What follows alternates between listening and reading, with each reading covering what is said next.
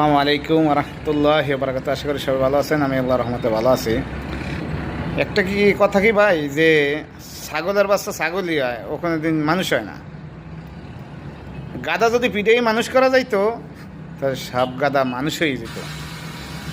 আর পিঠেইলে ওই গাদাগুলো মানুষ হবে না, কিংবা ঘোড়াও হবে না, ও গাদা গাদাই থেকে যাইব। তো সেই রকমই যে এই যে বিএনপির নেতাকর্মীর যে কথাবার্তা, যেরকম কাজকর্ম দেখতেছি, 5 তারিখের পর থেকে এরা তো অল বাংলাদেশে তারাই ক্ষমতায় আছে।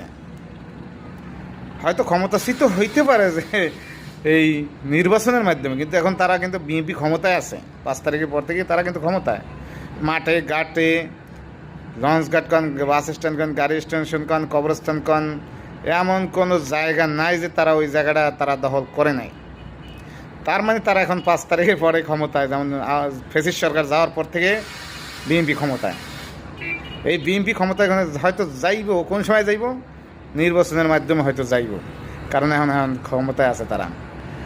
এটা আমার কথা না, আপনার সাধারণ জনগণের কাছে জিজ্ঞাসা করেন অল বাংলাদেশে যে এখন বাংলাদেশে কারা ক্ষমতায়।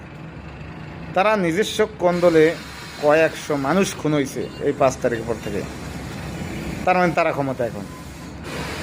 এই জন্য আমি বলছি সকল প্রবাসী ভাই ও বোনদেরকে রিকোয়েস্ট করছি, প্লিজ আপনাদের ফ্যামিলির দায়িত্ব আপনার কাছেই। হয়তো বলতে পারেন এটা আমার কি, আমি বলার কি, আমি কেউই না। তবে একটু বলতে পারি যে একজন মানুষ হিসেবে, একজন মুসলমান হিসেবে আপনার দেশের খবর বার্তা আপনি অবশ্যই রাখেন, ফ্যামিলির খোঁজ খবর আপনি অবশ্যই রাখবেন, এটাই আপনার বাস্তবতা।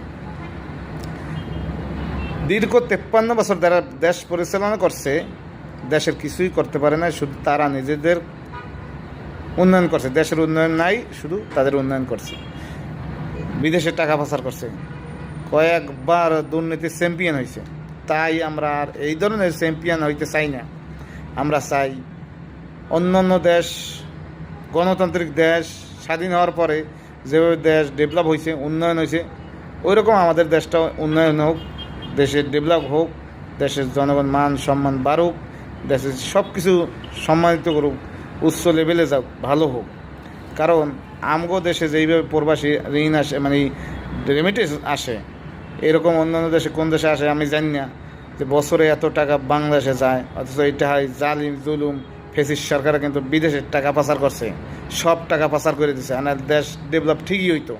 এই কয়েকদিনই দেখেন ডেভেলপ ব্যাংকে কিন্তু টাকা প্রতি মাসে বাইরে যায়, এখন কিন্তু কমে না, অথচ ঋণও